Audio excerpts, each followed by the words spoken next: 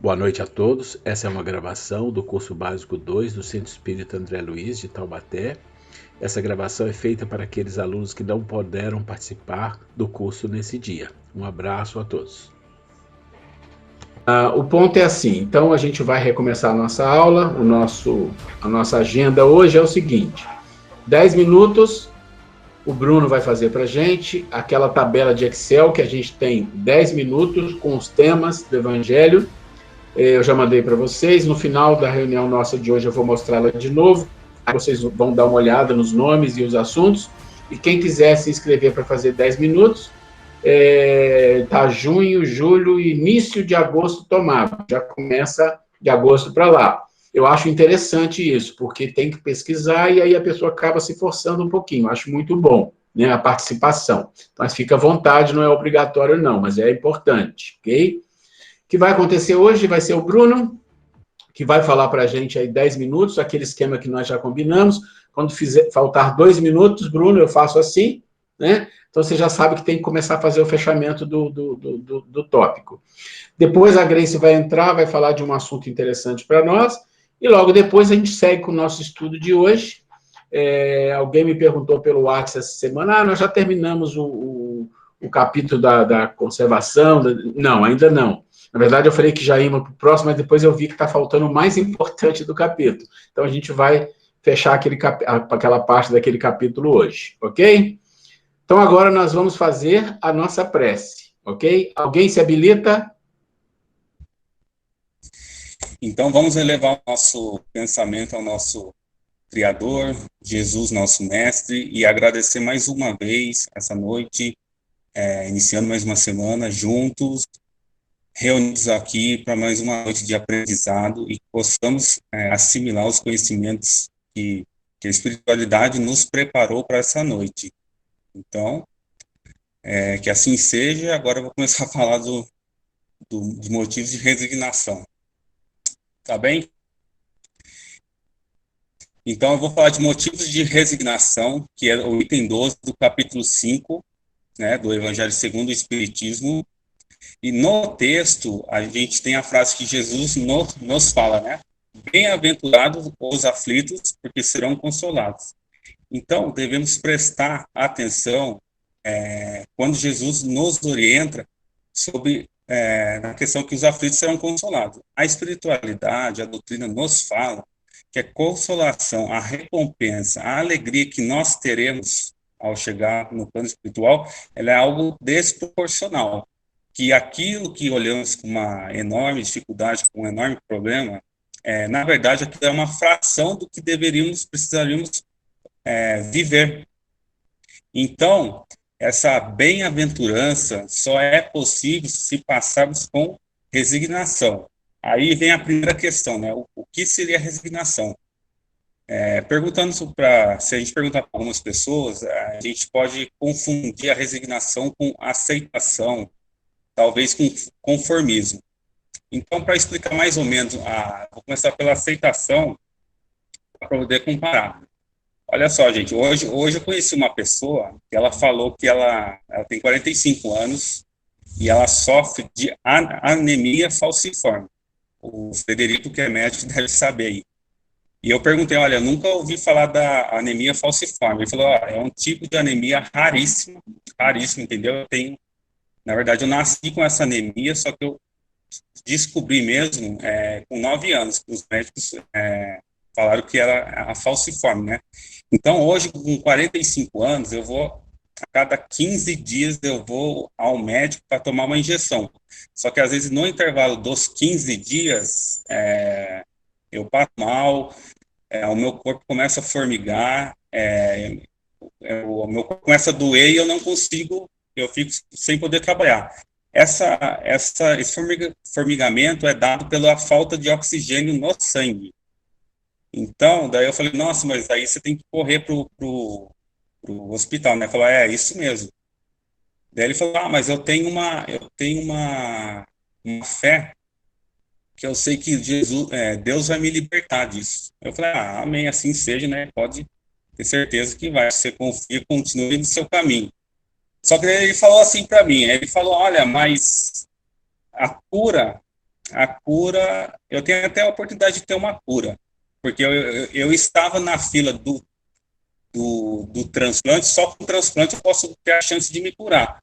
Mas eu falei para o médico que eu não queria fazer o transplante, pois a essa altura do campeonato, com 45 anos, eu já me acostumei com as dores. Ele falou, então ele já se conformou, você entendeu? Então ele teve uma aceitação e teve assim, vamos falar que ele teve uma fé cega.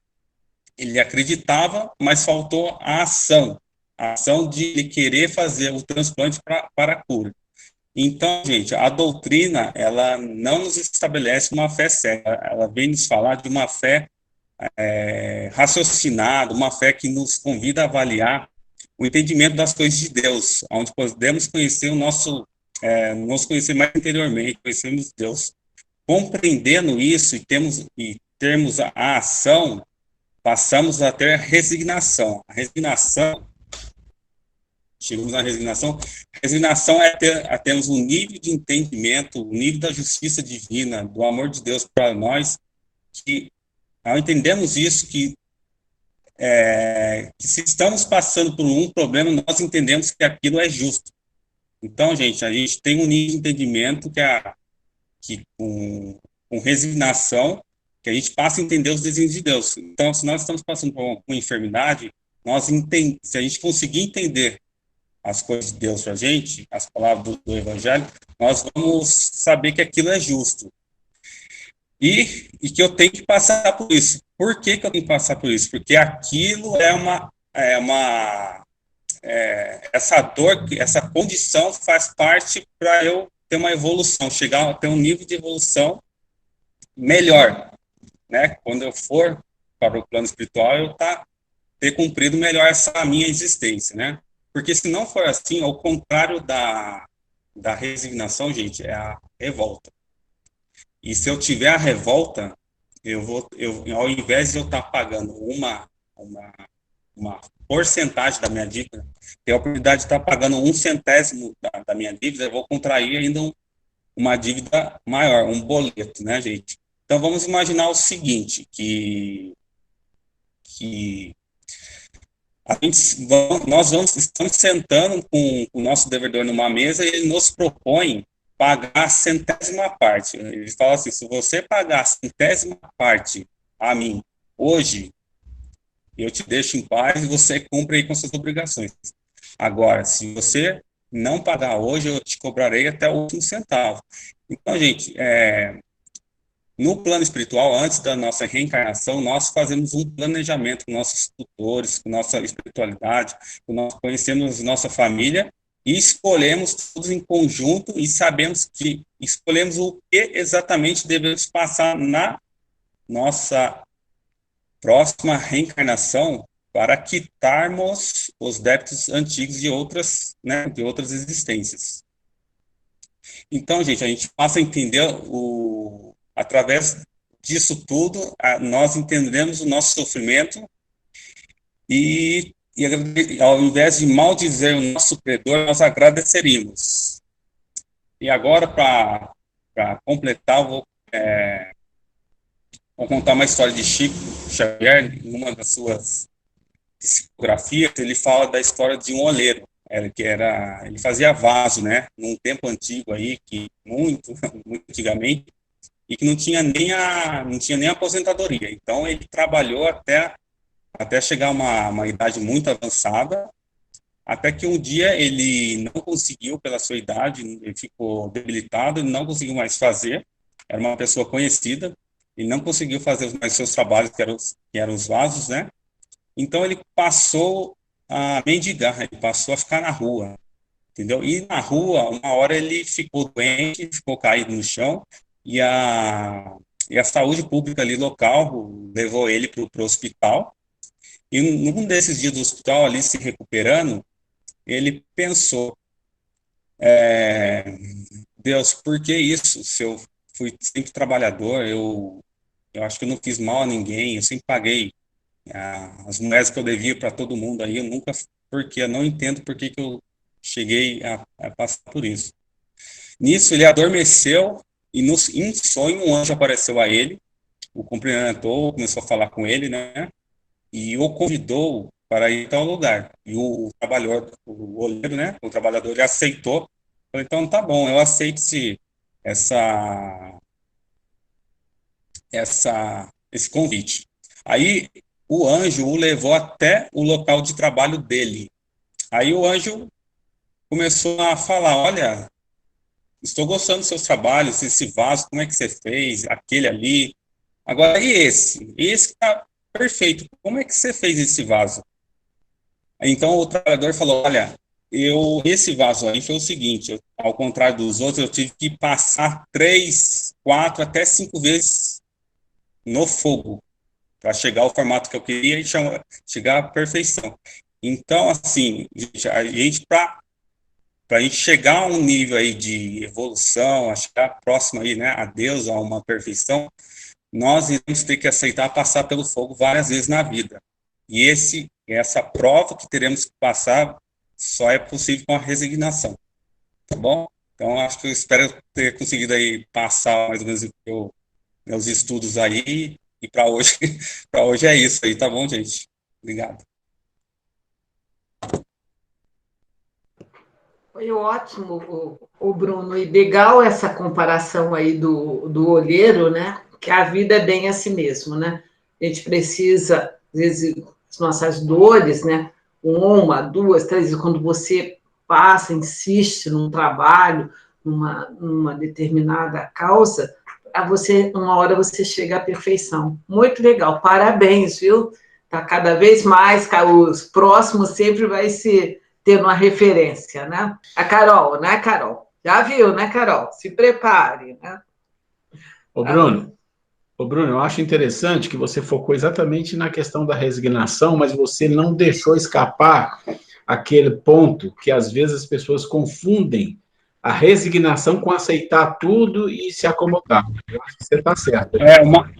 Uma outra coisa que eu queria, até acabei esquecendo de falar, eu agora não vou me lembrar onde que eu vi, que a resignação, ela, no latim, a palavra res significa coisa e signa, ação. Então, é ação sobre a coisa. Então, daí também tem uma historinha do lavrador, né? E o lavrador, ele aceita a chuva, aceita o sol forte, aceita a chuva de granizo, mas na hora que vem a peste, na hora que vem a praga na sua lavoura, ele vai agir com um remédio para matar. Então, ele tem uma ação, né? Fazendo uma comparação aí, né? Uma explicação. Eu acho que esse é o ponto, né? A gente não confundir a resignação com acomodação. Resignação é exatamente isso, é ação, mas respeitando que você tem com certeza que passar por dificuldades, porque isso faz parte da vida, do nosso processo. Bom, muito obrigado, Bruno. No final da aula eu vou apresentar a tabelinha para todo mundo conferir que está ali, quem está, quem não está. E agora a Grace vai contar uma historinha para a gente, tá bom? Bem, gente, como nós temos sempre trazido algum tema, então, mais uma vez, acho que o momento nosso está muito de motivações, de bons exemplos, né, para a gente superando esses momentos difíceis que ainda estamos passando. Então, me ocorreu uma história real muito interessante. Aconteceu em São Paulo, ano, se eu não me engano, 1993, bem próximo, né? Não, 2001, entre 99 até 2001, aconteceu que uma creche famosa, era um centro espírita, né, que tinha uma creche imensa em São Paulo, eu esqueci o nome, Arte Fabiano, o nome realmente eu esqueci, mas é muito famosa, que existe até hoje. E essa casa espírita tem esse trabalho de creche, para as mães carentes irem trabalhar, né, eles ficam com as crianças, né? E chegou uma época próxima aí do ano 2000, 2001, 2002, 2003, essa creche começou a passar por dificuldades, que ela vivia de voluntários que ajudavam, né? Então, começou a passar muitas dificuldades, não estavam tendo condições mais nem de alimentar as crianças dessa creche. E chegou numa situação que estava entrando em desespero. Esse é o a história da creche dessa casa espírita. E, por outro lado, até uma amiga minha, uma psicóloga, que ela faz palestras espíritas aí pelo Brasil afora, né, ela que contou essa história para nós, ela contando que tinha, todos os domingos, nessa creche, uma turma que ia para fazer uma sopa para as crianças, para organizar para a semana, oferecia essa sopa. E diz que todo domingo, em torno de umas 9 horas, chegava lá um senhor com a camiseta branca, calça jeans, sandália havaiana, né? E o nome dele era Amaro, esse senhor. E o seu Amaro, super simpático, todo mundo, uma pessoa simpática, alegre, né? E estava lá, o seu Amaro varria todo o jardim, recolhia todas as flores, deixava tudo impecável. O que precisavam, pedia, o seu Amaro estava lá, sorridentemente, ajudando. E limpava, varria, ajudava na cozinha, ajudava a descascar batatas, super prestativo. E nessa história toda, né, chegou uma hora, né, que o presidente da casa reuniu todos os trabalhadores e, muito consternado, ia comunicar que infelizmente teria que parar os trabalhos da creche, porque estava insustentável, eles não tinham mais condições. E aí, para surpresa de todos, né, ele convidou todos os trabalhadores e estava lá o seu Amaro, o senhorzinho lá que limpava o jardim e tudo mais. O seu Amaro quietinho lá no fundo, né? Aí, na hora, quando o senhor falou aí o seu Amaro perguntou quanto que é a dívida. Eles deviam uma quantia, quanto que precisa para continuar esse trabalho, não fechar a casa espírita, né? Aí todo mundo até olhou para ele assim, né? Porque ele interessado em valores, né? E aí o presidente falou, olha, nós precisamos de X, uma quantia lá bem alta, em reais, né? E o seu Amaro ficou quietinho, né? E ele virou do nada e falou assim, eu vou falar com o meu amigo, eu tenho um amigo, eu vou falar com ele, ver se ele pode ajudar. E todo mundo vai, obrigado, seu Amaro, mas sem nenhuma, né? Um jardineiro, um senhorzinho lá que ajudava, né? E foi embora. Esse era um domingo, o seu Amaro foi embora, todo mundo foi embora, eles estavam naquela semana para fechar esse trabalho. E aí, gente, quando chegou na segunda-feira, quando chegou na terça-feira de manhã, o presidente da Casa Espírita, né? Ele convoca todo mundo falando que recebeu uma doação que cobria tudo que eles deviam e conseguia colocar o trabalho para continuar, para que não fechasse essa creche, né? E todo mundo perguntando, mas quem é que doou, de onde veio essa doação assim, inesperada, de repente, né? E aí o senhor virou e falou assim, olha, eu não sei, a pessoa que deu falou que era um amigo do seu Amaro.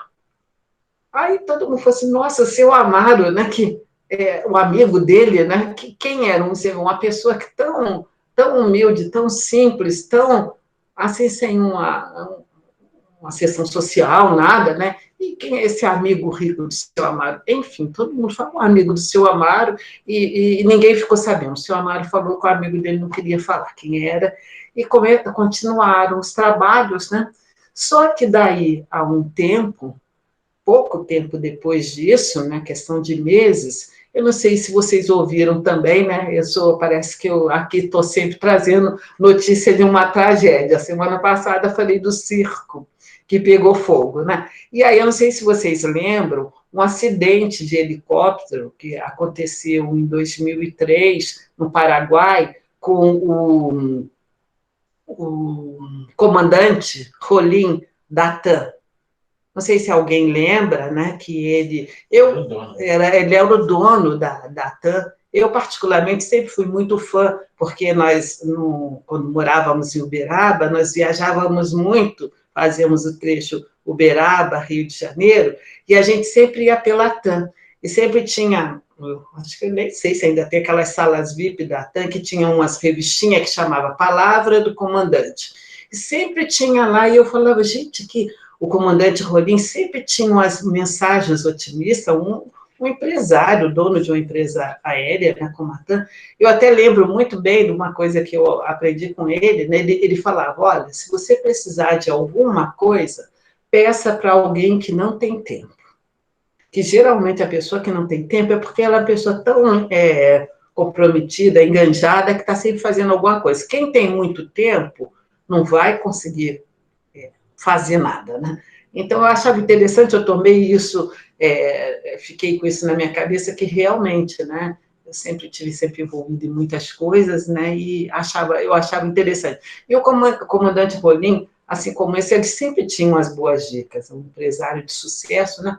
Então, voltando no assunto, por que eu estou falando do comandante Rolim? Que aconteceu esse acidente, por ironia, né, ele pilotava também, né? Então ele pegou um helicóptero, estava numa reunião no Paraguai, foi de helicóptero e o helicóptero caiu e ele morreu. Uma fatalidade. Ele tinha 58 anos, ainda jovem, né, para desencarnar, né? E foi super comentado nas mídias, nos jornais, né? E aí, para surpresa do pessoal da Casa Espírita, quando estampado lá as fotos do comandante Rolim que morreu, acidente de helicóptero, o que eles deparam? Quem era o comandante Rolim? O seu Amaro. O senhorzinho que limpava o jardim, humilde, anônimo, né? Então, o nome dele é Amaro Rolim.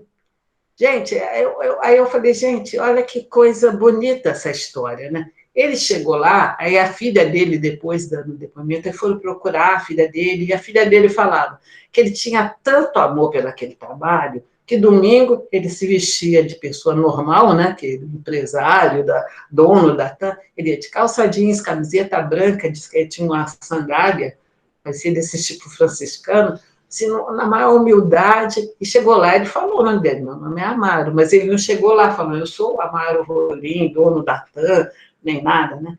Lá ele era só o seu Amaro, o senhorzinho que limpava o jardim, que ajudava a descascar batata, simpático com todo mundo, sempre um sorriso, né? E aí o pessoal começou a entender, a hora que ele, humildemente, lá o seu Amaro perguntou, falou que ia falar com um amigo dele, o amigo dele era ele mesmo, né? Então, gente, você vê, uma história bonita, né? Ele nunca falou, inclusive, né, segundo a filha dele, ele não queria que isso viesse a público, né? Mas a gente fala, que eu acho que é uma coisa louvável, né, de ser comentada, onde quer que o comandante Rolim esteja, né, que receba nossas vibrações de carinho, de gratidão por essas crianças que ainda estão até hoje lá sendo alimentadas, pela a bondade dele. E anonimamente, né, gente? Não falou nada, não curtiu, tanto que quando impressou, perguntaram, mas quem é seu amigo, seu amado? Todo mundo estranhando, como que um jardineiro lá, né, que varria o chão, tinha um amigo tão rico, né? E ele falou assim, é um amigo. E ficou por isso mesmo, né? E só depois que reconheceram através das fotos na mídia que o seu Amaro era o Amaro Rolim, dono da TAM. Então, gente, eu quis contar essa história para vocês, para ver que o quanto é bom isso, né? Que talvez se ele tivesse chegado lá falando eu sou o Amaro Rolim, será que ele tinha sido tão amado, respeitado, com tanto carinho de todas as pessoas, assim, pelo que ele era? Ou será que teria que respeito pelo comandante Rolim? E não, ali ele tinha, como ele falava, a filha dele relatava, ele tinha a oportunidade de ser ele mesmo, sem ter um nome, a projeção, ter dinheiro, ter nada, né? E foi respeitado e fez o que ele podia fazer, né? Então, se ele podia varrer o jardim, arrumar, descascar batatas, ela já está me dando um sinalzinho, mas ele também, na hora que compareceu e salvou essa instituição. Então, isso aí eu quis contar para vocês, que é mais um exemplo, são coisas reais, né? Que às vezes a gente vê falar dos grandes nomes de espíritos ou dos grandes sábios, dos grandes filósofos que estão lá atrás, né? Mas a gente vê que também esse contemporâneos nossos fazem grandes coisas, assim como o seu Amaro Rolim, quantos outros Amaros Rolins por aí na vida, né? Estão fazendo coisas que às vezes ficam anônimas, né? E nós mesmos, se nós não temos uma empresa aérea, não temos muito dinheiro para fazer uma grande coisa, mas uma pequena coisa que a gente possa fazer aliviar com uma palavra, com um sorriso, né? As coisas todas que a gente fala, né, gente? Então, cabe muito bem o ditado, né? Que ninguém é tão pobre que não possa fazer algo e ninguém é tão rico que não possa receber, né? O seu Amaro Rolim ali recebia o quê? Amor, sabe? A minha amiga falava que todo mundo passava perto dele. Oi, seu Amaro, oi, seu Amaro. Todo mundo, ele adorava o seu Amaro, o senhor, o jardineiro da Casa Espírita, né? Então, ali era onde que ele recebia tudo aquilo, né? Ele, como tão rico, né? Mas ele precisava daquilo, da afetividade, do carinho das pessoas. Então, essa história hoje, para a gente se inspirar, né? Que nós podemos, sempre nós podemos. Alguma coisa a gente pode fazer em benefício do nosso próximo. E aquela história mesmo, quando nós fazemos, né? O primeiro a ser beneficiado em harmonia interior, em tranquilidade, somos nós mesmos. Então, que fica a história hoje para a gente se inspirar. E, mais uma vez, aonde quer que o comandante Rolim esteja, que receba a nossa gratidão em nome dessas crianças. Pois eu vou pesquisar o nome da Casa Espírita para eu falar para vocês, contar aonde que até hoje está funcionando essa Casa Espírita. Vou passar, então, a palavra para o Ruela, gente, para dar continuidade na nossa aula. E agora a gente está vendo uma outra situação, né? E o que a gente chega à conclusão é aquilo que a gente sempre fala, são humanos, né? Esse é o dom do humano. O dom do humano é ser bom. O dom do humano é ser fraterno, é ser justo, é ser afetivo. Esse é o nosso dom. A questão é que a gente não está compreendendo isso ainda. E é por isso que a gente tem que estudar muito. Esse é o ponto, né? Ok. Vamos lá, então. Eu vou agora compartilhar com vocês a tela que onde nós paramos para a gente dar seguimento. Vamos lá. Vamos pegar aqui. E hoje a gente vai falar, a gente está falando das leis morais, lei de conservação. Então, só lembrando, para quem está chegando agora, para dar nós temos as leis divinas, as leis morais, do livro 3 do Livro dos Espíritos. Todas as leis. Elas são 10, estão aí as leis. E essas leis são divididas em 3 blocos.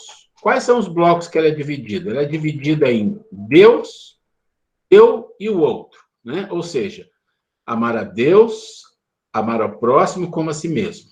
O que a gente fez foi pegar quais são as leis que estão relacionadas com nossa relação com Deus. Lei de adoração e lei de trabalho. Quais são as leis que estão relacionadas com a minha transformação, ao amor comigo, ter amor comigo. Reprodução, conservação e destruição. Nós estamos na conservação. Já fizemos adoração e trabalho para com Deus, estamos no consigo aqui, né, o amor comigo, e na conservação. Vamos fazer destruição provavelmente na próxima aula, se der a gente começa hoje.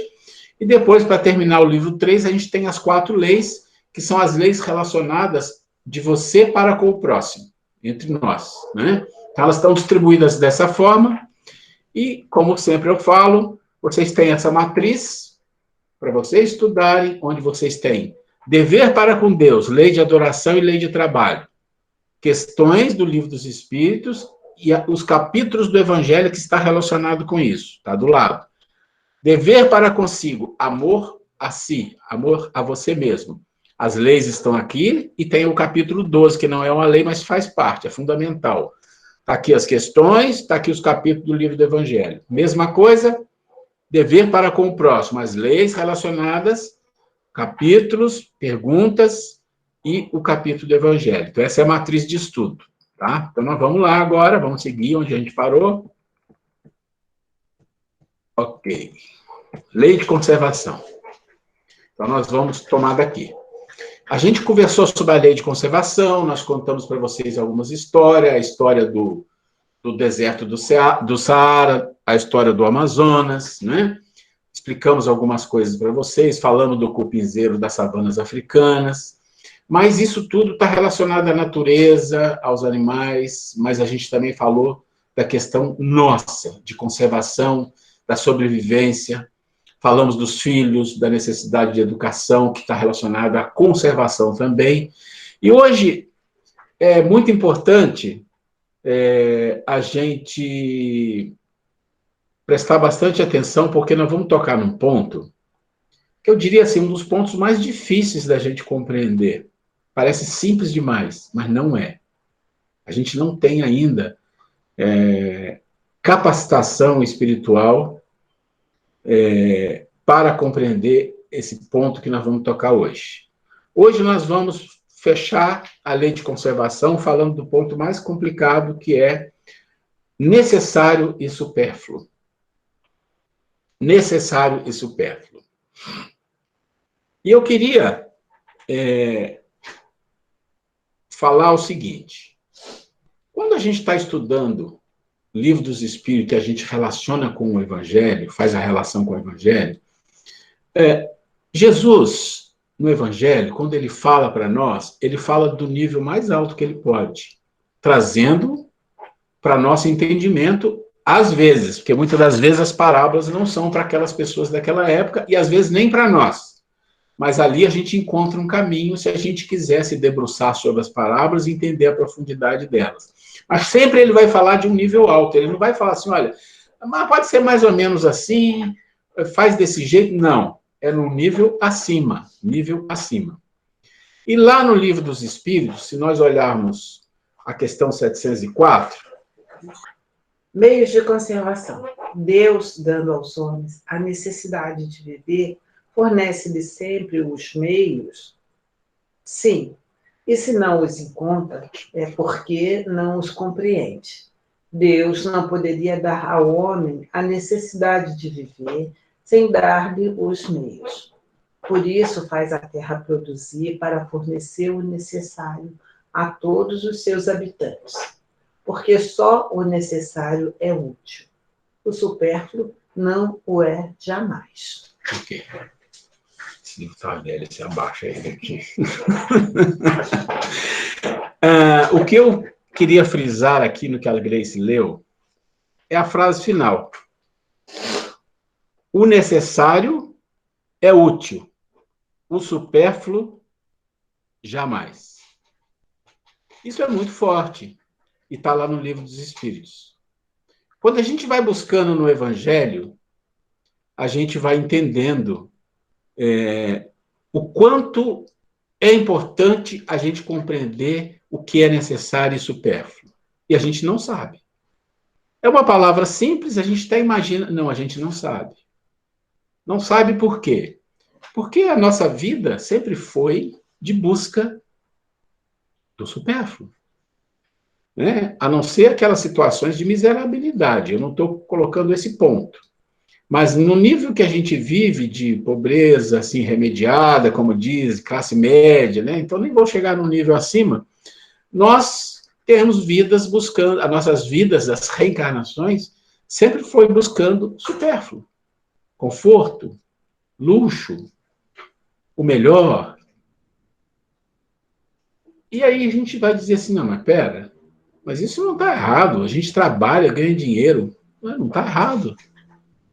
Não está errado. E aí entra o ponto da nossa dificuldade de compreender o que é isso, necessário e supérfluo. E aí eu gostaria de falar com vocês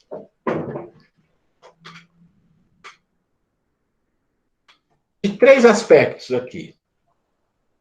Eu fui buscar informação em 3 fontes diferentes. 3 fontes diferentes sobre isso. Uma fonte é de Ramakrishna, não é Rama nem Krishna, tá? É Ramakrishna, é um mestre e o discípulo dele, Vivekananda. Algumas pessoas já podem ter ouvido falar disso de outra forma, mas ele fala mais ou menos assim, olha, a vida é como uma cebola, ela tem camadas. Então, se você olhar para uma cebola, ela tem camadas, e você tem que começar a entrar nas camadas. Então, a primeira camada, ele diz que são 7 camadas de evolução. E quando é que você chega no ápice? Quando você está no centro da cebola. O que é que tem no centro da cebola? Não sei se vocês já cortaram uma cebola, vocês vão ver que tem um miolim. Mas o que tem dentro do miolim? Nada. Tem vento. Então ele coloca o seguinte, que essas camadas é como se nós estivéssemos entrando num processo de evolução para chegar no nada material. Só o processo espiritual. Essa é a palavra de Ramakrishna, da cultura, né, da cultura hindu. E isso é muito comentado por eles, né, dessas camadas. E aí, essa semana eu fiquei muito feliz que eu tive uma surpresa, porque há 2 semanas atrás eu vi uma palestra, e eu, quando olhei o nome, eu falei, nossa, eu já vi falar muito dele na cultura oriental, e nunca li nada. E apareceu lá, João da Cruz. Falei, não, eu tenho que ver. Aí eu vi, achei lindo. E aí, emplaquei logo depois, eu vi uma outra palestra sobre Teresa de Ávila, que é a Santa Teresa, né? Teresa de Ávila. E eu fiquei impressionado, porque, gente, como é que uma mulher, no ano 1500 e alguma coisinha, em pleno dogmatismo, né, em pleno processo pesado da Igreja Católica, ela fazia parte das carmelitas, que é muito rigorosa, muito rigorosa. E ela começou a ter problema, porque ela achava que as pessoas estavam muito dispersas, era conventos imensos, as pessoas ficavam conversando, então ela achava que era rigoroso, e ela achava que aquilo estava errado. E ela começou a mudar um pouco as coisas, começou a mudar e conseguiu fundar um outro convento com o nome de Ordem das Carmelitas Descalças. Então, o nome já dá para entender que o negócio era mais pegado, né? E era realmente assim uma situação de necessário ou abaixo do necessário, um negócio bem assim, de pobreza mesmo, ali trabalhando. Mas o que me chamou a atenção é como é que uma mulher, e isso ela ficou durante vários anos tendo problema, o João da Cruz, que trabalhava com ela, que fundou a ordem para os homens, e ela fundou para as mulheres, ele foi preso, ficou 9 meses em prisão, ela era maltratada pelas carmelitas e tal, até que o Papa Gregório decidiu oficializar as carmelistas descalças. Aí, então, pronto. Aí o céu baixou, né? Vamos falar assim, porque aí as outras não se envolveram mais com ela. Mas o que é o ponto aqui? O ponto é que eu vou mostrar para vocês alguma coisa que essa mulher falou sobre a evolução humana, e aí você fica pensando, mas como? Católica, carmelita, 1500, Inquisição, toda aquela situação, como é que uma pessoa tinha uma ideia tão hindu, uma ideia tão hinduísta dessa forma? E ela dizia o seguinte, que todos nós vivemos e nós temos um castelo. Olha que interessante. E esse castelo é como se tivesse 7 camadas para ser vencido. Já viram aí a similaridade? É coisa incrível. 7 camadas de evolução. E depois eu vou passar o vídeo para vocês, que é da Nova Acrópole, que vocês vão ver de outra forma, vocês vão ver que coisa linda. Por que eu trouxe aqui? Porque isso se encaixa com algumas coisas que a gente fala. E para a gente entender o que significa a gente chegar no nível de necessário e não supérfluo. E eu digo de novo, não é fácil quando a gente decide estudar o Evangelho e ir mais a fundo, porque a gente percebe que a gente está longe, mas a gente não pode desistir, né? E a gente não pode criar justificativas para nós. Isso é muito complicado. Quando você sabe que uma coisa é correta espiritualmente, você pode ter certeza que talvez você não consiga cumprir aquilo em algumas encarnações, nem sei em quantas, mas você não pode criar uma justificativa dizendo, não, isso aqui tudo bem, mas para mim é diferente. Não faça isso. Isso é uma armadilha da mente, né? Tentando justificar. Mas também você não tem que sofrer com isso. Você tem que saber que você tem uma capacidade limitada. Nós temos capacidade limitada, né? Então ela dizia o seguinte, olha, então você tem o seu castelo, você é o rei dele. Só que O trono está lá no centro do castelo, e você tem que chegar lá. Mas para chegar lá no centro do castelo e você sentar na cadeira do rei, do qual você é o proprietário, você tem que vencer 7 passos, 7 camadas. E ela fala, a primeira camada é muito difícil. Por quê?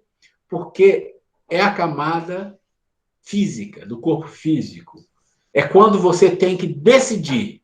Quando você tem que decidir que você quer. Decidir que você quer e começar. É vencer a identidade com o corpo. E isso é muito difícil para nós. O que significa identidade com o corpo? É a nossa identificação com o corpo, no sentido material em tudo. Nós nos identificamos com o nosso corpo, com o prazer, com o conforto, com estar bem, sem sofrer, sem dificuldade, sem tristeza, sem doença. Essa é a tônica da vida da maioria dos sobreviventes. A identificação com o corpo é a tônica da vida do sobrevivente. E a primeira camada para você vencer, você tem que tirar essa identificação. Ah, não vou ligar para o meu corpo? Não, não é disso que nós estamos falando. Né? Não é disso que nós estamos falando. Nós estamos falando que você tem que começar a se desprender, desapegar das coisas físicas que façam o seu corpo estar tão bem que você não se envolve com as coisas espirituais. Ou seja, se identificar com outras coisas. Essa é a primeira camada e ela fala que as pessoas, em geral, ficam ali em volta e não entram. E o Ramakrishna também fala isso. As pessoas ficam em volta da camada superficial da cebola, mas ninguém tem coragem de entrar. Então a gente só fica ali, como diz o outro, nas distrações, nas coisas mundanas, nos envolvendo com as coisas que nos desgastam, nos envolvendo com coisas que nos trazem preocupação, estresse, e é a nossa vida. É a nossa vida de sobrevivente. Então fica ali do lado de fora. Até que um dia a criatura decide entrar, estuda, aprende, compreende a vida e decide, não, eu vou começar a minha jornada para dentro, para o centro, para dentro de mim, vou começar a minha jornada de crescimento espiritual. Porque, gente, é inevitável. Todos nós, mais cedo ou mais tarde, vamos ter que fazer isso. Não tem como, isso não tem escapatória. Isso é do Dharma, né? O Dharma. Isso é a nossa missão, é aquilo que nós estamos predestinados a fazer. Não tem saída. Esse é da lei. Então, um dia nós vamos ter que enfrentar isso aí. Vencer a identificação com o corpo. Essa é a primeira camada. Vencendo a primeira camada, você vai para a segunda. A segunda é a camada das energias, do perispírito, do etérico. É tudo que está envolvido na tua vida, que está relacionado às energias, princípio vital. Você aprender sobre isso e vencer isso também. Não se apegar. Se desprender. Na terceira camada, você tem a mente, o pensamento e emoções. Aqui é quando o ser começa a se autoconhecer. É o despertamento para si. Porque ele já venceu 2 coisas que não são fáceis, mas são as mais simples. Não são fáceis devido ao nosso vício, devido à nossa condição, devido à nossa necessidade de muito conforto, muitas coisas materiais, mas são as mais simples de fazer. Quando você chega na terceira camada, é a mais complexa. Por quê? Porque aqui nós estamos falando de quê? Nós estamos falando da mente, estamos falando de pensamento, de emoção e muitas outras coisas aqui, né? Mas é o processo do autoconhecimento. É quando o ser realmente mergulha dentro de si e começa a se conhecer. É a terceira camada. Você não vai para outra camada se você não vencer a terceira, né? Mais ou menos assim. E aí, a gente chega na quarta camada, e aí que eu quero que vocês compreendam por que é tão difícil a gente entender o que é necessário e supérfluo. A gente volta no nosso estudo. É só na quarta camada que você percebe o necessário e o supérfluo, que você percebe que o interesse pessoal prejudica você e aos outros. É nessa camada que você começa a eliminar os seus medos, toda a sua parte instintiva, e começa uma relação com Deus. E aí, isso é muito interessante, porque nessa relação com Deus, e nessa quarta camada, o que acontece é que você se vê com toda a distração do mundo, e toda essa distração do mundo, todas essas necessidades físicas que estão ficando para trás, você começa a perceber que tudo isso só te traz estresse, preocupação, sofrimento, em todos os níveis. Em todos os níveis. E você começa a perceber que quando você migra para o necessário, o interesse pessoal desaparece.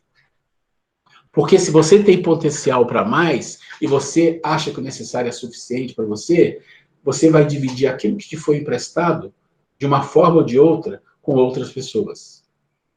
E aí, gente, quando você chega nessa quarta camada, esse assunto aqui da lei de conservação, ele se liga a uma outra lei que nós vamos falar lá, o amor ao próximo, que chama lei de liberdade. Essa é a verdadeira liberdade. Quando você consegue se livrar das dores, das preocupações, dos sofrimentos, dos estresses, de tudo isso que é a nossa vida, porque a gente luta pelo supérfluo. Né? Nós não vamos para a quinta, sexta e sétima camada, porque o nosso ponto é aqui. Esse é o nosso ponto. Para vocês compreenderem por que é tão difícil para nós entender o que é necessário e supérfluo. Nós não chegamos na quarta camada. Mas como eu já vou abrir para pergunta se tiver, mas como eu falei que nós buscamos informação no hinduísmo, na Teresa, nós buscamos em Jesus também. Vamos ver o que Jesus fala sobre isso? Vocês lembram dessa passagem do Evangelho? Que está em praticamente todos os evangelistas, Mateus, e é interessante que de Lucas é uma coisa interessante. Não sei se vocês já ouviram falar. Jesus tinha 12 discípulos, na verdade tinha mais de 70, 72. E poucos falam sobre isso. E nessa passagem, Lucas fala exatamente isso. Porque as outras passagens do Evangelho vocês vão encontrar que Jesus chamou os seus discípulos, né? E mandou-os adiante da sua face de 2 em 2. Lembra dessa passagem? A todas as cidades e lugares aonde ele havia de ir.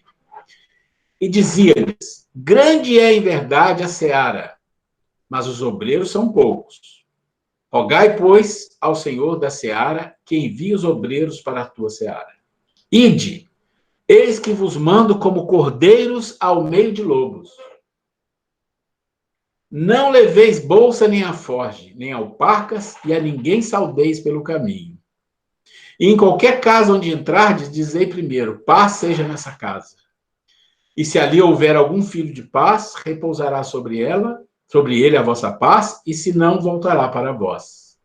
E ficai na mesma casa, comendo e bebendo do que eles tiverem, pois digno é o obreiro de seu salário. Essa é uma história que a gente lê no Evangelho e fala: tá bom, eram os discípulos, né, para espírito evoluído, Jesus, claro, se eu estivesse lá, fazia a mesma coisa. Gente, não é assim, né? Não é assim. O que Jesus está falando para nós é exatamente sobre isso, o necessário e supérfluo. Vocês vão para o trabalho, só precisam do necessário, e o necessário chegará a vocês, vocês terão salário, de um jeito ou de outro, porque é assim que funciona na vida. E a gente não compreende isso.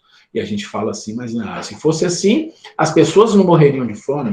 Se fosse assim, não teria 850 milhões de pessoas passando fome no mundo. 165 milhões são crianças. Se fosse assim, não teria 2,5 bilhões de pessoas com deficiência de alimentação. Se Deus provesse. Mas aí você tem que pensar outra coisa. Você tem esse grupo de pessoas nessa situação. E os outros? Os outros, a maioria está no supérfluo. E alguns com supérfluo sem noção. Então, Deus está esperando uma ação. Deus está esperando um movimento de todos aqueles que têm supérfluo, né? Não é sair dando para as pessoas, não é isso, gente. Mas todos aqueles que têm supérfluo, que entendam a necessidade de botar o pé no caminho e começar a trabalhar para um mundo melhor, para um mundo de fraternidade, um mundo de fraternidade.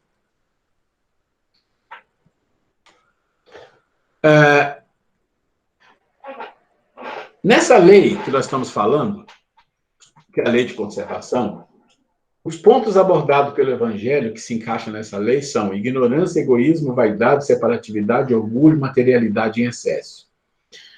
E os vídeos, para ver na ordem, é aquela que eu já passei para vocês, do Saara, das diatomáceas, né? E da educação, que eu passei para vocês. Quem não viu, tem tempo de ver e que vejam. Mas eu gostaria de saber de vocês se alguém tem alguma pergunta, alguma dúvida do que foi falado aqui até agora. Sim. Fiquem à vontade, porque eu sei que vocês falam muito, aí eu controlo, tá? Ruela, o que você acabou de falar, eu me lembrei de uma história, né, que tem uma frase famosa, né, ajuda-te e o céu te ajudará. Então, eu acho que tem muito a ver com isso, né? Se a gente se ajuda, se a gente toma alguma atitude, porque a historinha conta, né? Que, se não me engano, tinha um homem lá que estava com problema, não estava conseguindo sair com o carro na lama, se não me engano, e aí ele ficou só pedindo a Deus, Deus, me ajude, mas ele não estava fazendo nada. E aí passou um padre, algum religioso, não o ajudou. E aí chegou na mesma estrada, tinha uma outra pessoa com problemas também no carro, só que a pessoa, né, além de, claro, orar, ele estava ali tentando fazer com que o carro saísse da lama. E aí o religioso foi lá ajudar. Aí falou, mas por que você ajudou esse segundo, não ajudou o primeiro, né? Então é justamente o significado dessa frase, ajuda-te e o céu te ajudará. Então o segundo, ele estava fazendo alguma coisa, né? Ele estava se movimentando, enquanto o primeiro só estava pedindo a Deus que fizesse um milagre, né? Então né, quando você falou, eu me lembrei dessa história. É isso mesmo, Carolina. É a nossa ação. E aí, eu queria chamar a atenção de vocês para uma coisa, porque do que nós estamos falando? Qual é o assunto que nós estamos falando? Nós estamos falando daquele assunto, daquelas leis que falam que nós temos que nos amar. Vocês lembram? Eu vou mostrar para vocês aqui rapidamente. Vocês lembram? Quer ver? Ó, rapidinho.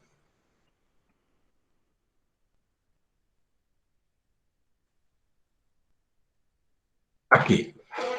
Vocês lembram desse gráfico que é amar a Deus, amar ao próximo e amar a ti mesmo. Esse é o grande mandamento, né? E o que a gente colocou do lado? A gente colocou do lado a nossa questão do ego, nós colocamos do lado algumas questões que mostram como que é uma pessoa que está nesses estágios, e nós chegamos à conclusão que nós, sobreviventes, somos fora da lei. Ou seja, a gente nem está na lei, porque a gente não se ama. A gente não se ama. E aí a gente pergunta assim, poxa, mas peraí, não se ama? E aí você está falando aqui que a Tereza e o outro ali fala da cebola, fala do castelo, né? E aí a gente tem que se sacrificar, a gente tem que vencer as identidades com o corpo, quer dizer, as coisas físicas, a gente tem que trabalhar a energia, a gente tem que buscar o conhecimento, tudo coisa que vai nos fazer, de uma certa forma, sofrer também. Mas quando você fala assim, que você tem que se amar, não é você passar a mão na sua cabeça, não é você se iludir, não é você, sou carinhoso comigo, quero conforto, porque eu gosto de mim, eu quero comprar isso aqui, porque eu estou chateado, então eu vou comprar, porque eu gosto de mim. Isso aí é infantilidade de um sobrevivente. Quando nós estamos falando aqui de amar a si, nós vamos perceber o que a lei está dizendo. Amar a si significa o quê? Amar espiritualmente, não o corpo. Porque quando a gente fala assim, eu preciso me amar, a gente está falando do corpo. A gente está procurando coisas que o corpo fique feliz, satisfeito, com conforto, com moleza, com comodismo. Não é isso. Aqui nós estamos falando da questão espiritual. Então, quando você fala, olha, nós estamos falando amor a ti mesmo, esse é o tópico 2, lei de conservação, corpo e psique. Então, nós estamos falando que quando você se ama, você tem que buscar atingir o centro. Você tem que buscar atingir a 7ª camada. Você vai fazer isso em uma vida, 10 vidas, 1000 vidas, não importa. 1000 anos, 10.000 anos, não é esse ponto. Não existe esse problema de tempo. O ponto é que você tem que começar no começo. Você tem que começar a vencer as paixões, as suas deficiências físicas que te fazem sofrer tanto. E a gente pode enumerar uma lista para todos nós, sem exceção. E cada um sabe da sua dor. Cada um sabe das coisas que são recorrentes na sua vida, que os faz sofrer, ter mágoa, tristeza, raiva, e aí vai uma lista de coisas. E a grande maioria disso é coisa relacionada à parte física, porque a gente não está habituado, no nível evolutivo que nós estamos, a olhar nesse nível, que nós nem começamos a nossa jornada. Então, quando ela fala que as pessoas estão em volta do castelo e nem entraram na primeira porta ou na primeira camada, né? Quando ela fala isso, ela está falando a mesma coisa que nós falamos aqui, gente, de uma forma diferente. Ela está falando que nós somos ainda, né, espíritos fora da lei. Nós não aprendemos a nos amar, né? A gente não aprendeu a nos amar. E a gente precisa entender o que é amar. Amar assim significa o quê? Despertamento, né? Despertamento para algo maior. Algo maior nunca vai ser relacionado ao corpo. Algo maior nunca vai ser supérfluo. Porque está escrito aqui no Livro dos Espíritos? Não, porque a gente já sabe, a vida é assim. A gente só se ilude, acha que não. A gente acha que não. Mas está aqui, né? Ó, o supérfluo não é o jamais, porque só o necessário é útil. O supérfluo não é jamais. Ruela. Deixa eu entrar aqui na tela para ouvir você, só um minuto. Um minutinho. Pronto, pode falar. Boa noite, pessoal. Boa noite a todos. Então, é interessante esse tema de hoje, porque ele dá uma continuidade muito boa para aquilo que a gente estudou semana passada. Aqueles vídeos, eles nos fazem pensar a respeito de nós mesmos. O que nós estamos fazendo aqui, né? Porque tem um pensamento que tu já colocou uma vez, quando a gente fica querendo combater o mal em nós mesmos, o que vem na nossa mente e tudo mais, fica muito difícil, porque a gente fica combatendo, correndo atrás de pipas. Agora, quando a gente deixa ele passar, fica tudo muito mais fácil. E também em relação a essa questão de amor a si mesmo e como nós vemos isso aí, como é que nós conseguimos superar essa questão do necessário e supérfluo. Bom, basta pensar no seguinte, nós não estamos aqui à toa, nós temos uma missão nesse mundo, e com toda certeza essa missão não é de parque de diversões. Nossa missão tem a ver com o trabalho, com servir, com fazer o melhor de nós. E a partir daí a gente vai conseguindo perceber que o que tá conosco faz parte das ferramentas que Deus nos dá. Foi emprestado essas ferramentas para nós, para que a gente possa tratar com os outros. Bom, e dentro disso aí, a gente começa a perceber alguns exemplos. Exemplos de Francisco de Assis, quando ele é capaz de abandonar tudo aquilo que ele tem, porque ele era um homem rico, ele era filho de uma família rica, e ele começa a ir atrás do serviço que foi apresentado a ele.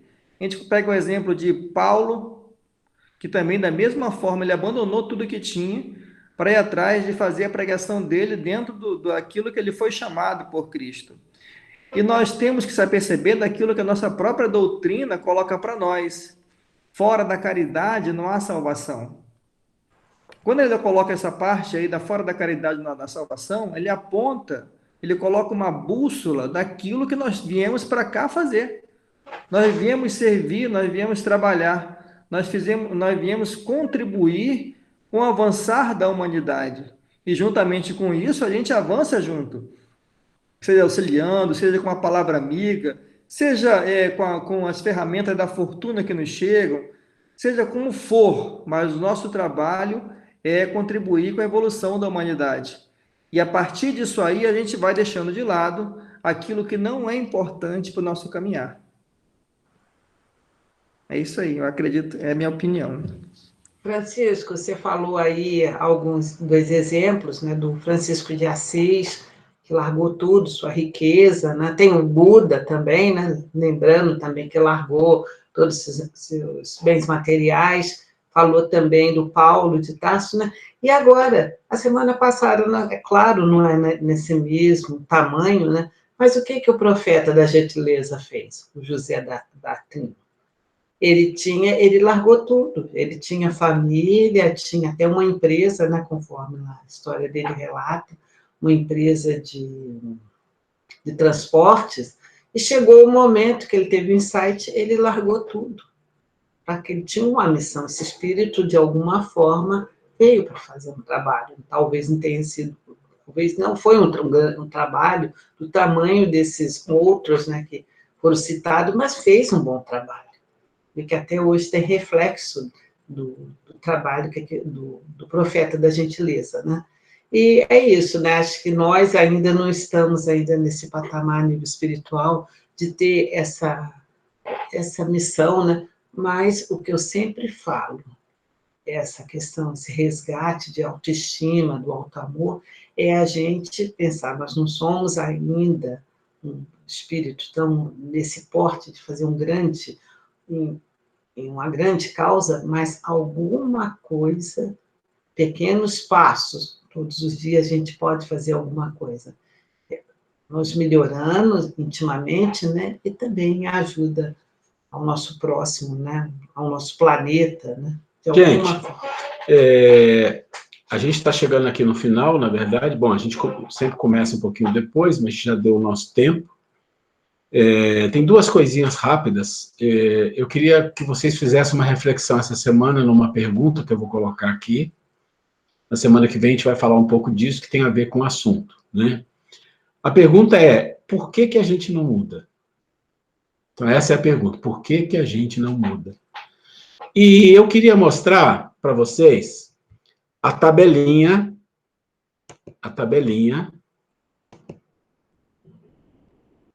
Sim. Ok. Então, ó, Sim. a Luísa fez no dia 15, o Bruno fez hoje, no dia 29 a Carolina, e aí tem o item 20, felicidade, né?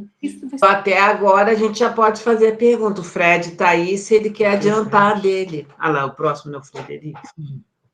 Eu posso fazer no dia 6, sim, sem problema. Troca Ótimo, que maravilha. Obrigado, Fred. Troca aqui, ó. Frederico. E aqui, tudo com F, ó, Francisco. Francesco. Resolvido. Tá? Obrigado. Resolvido, online. O assunto, Resolve né, uma dia vez. 20. Continua o mesmo ou muda? Muda também. Eu continuo com o Cristo Consolador? Se vocês não começaram a preparar, se quiser pode mudar, mano, não sei. Eu não comecei, não. Para mim, tanto faz. Frederico, você quer que muda? Não. Para mim, eu posso fazer do Melancolia também, porque sempre é oportunidade para estudar. Isso é muito bom. Sim. Aí no dia 20/7, a Mariana, 27/7, Reinaldo, 3/8, Vitor, 10/8, Andréia, e 17/8, a Silvia Helena. Nós só fomos até aqui, tá? Eu fiz a escala até dia 24, tá faltando alguém para o dia 24. Quem quiser, manda no WhatsApp, a gente encaixa aqui, tá bom? Então, essa é a tabela que nós estamos hoje, ok? Deixa eu fechar aqui. Ok. Não esquecer da pergunta, né? Por que que a gente não muda? Essa é uma pergunta para reflexão. Nós vamos tocar nesse assunto e a gente vai entender um pouco por que que é tanto um passinho para frente, dois para trás, dois para frente, um para trás, e vai que vem, o negócio não vai. Então, a gente vai discutir um pouco isso na semana que vem, né? E eu gostaria de saber quem vai fazer a prece final. Deixa eu ver. Eu? O Francisco está repetindo muito. Pode repetir à vontade, Francisco, é um prazer para nós, tá? Tô brincando, Francisco. Deixa eu fechar aqui meu microfone. Vamos lá, pessoal. Querido Deus Pai Todo-Poderoso, obrigado pela oportunidade que nos dá do estudo. Obrigado pela oportunidade que nos dá de fazer parte dessa turma tão maravilhosa que colocaste reunido para estudar, para pensar em Ti, para pensar no nosso melhoramento íntimo, para contribuir, para avançar na eternidade. Deus, Pai Todo-Poderoso, agradecemos a disponibilidade de Ruela, de Grace, poder vir até nós todas as semanas trazer essa mensagem de luz e de paz. Dai a eles, Pai, a saúde, a graça, a sabedoria, para eles, suas famílias, que fiquem bem.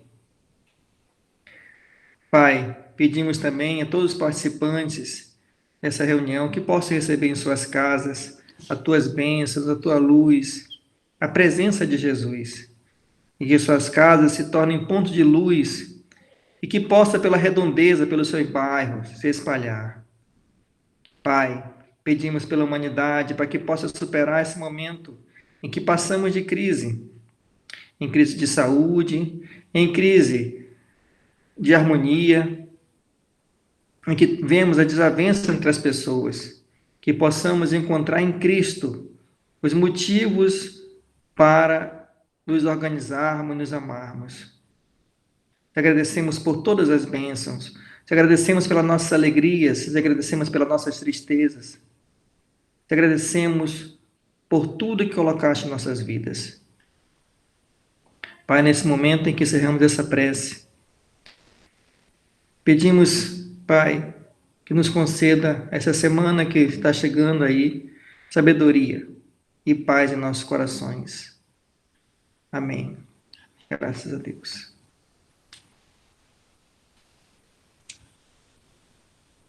Sem som, tu tá sem som. Beijo para todos sem vocês. som, Elsa. Você nem viu. Olha lá, agora eu tô com som. Boa noite, pessoal. Boa noite a todos aí. Fica com Deus. Boa semana. Boa noite. Boa noite, pessoal. Obrigada. O cabelo tá lindo, adorei. Tchau, gente. Tchau.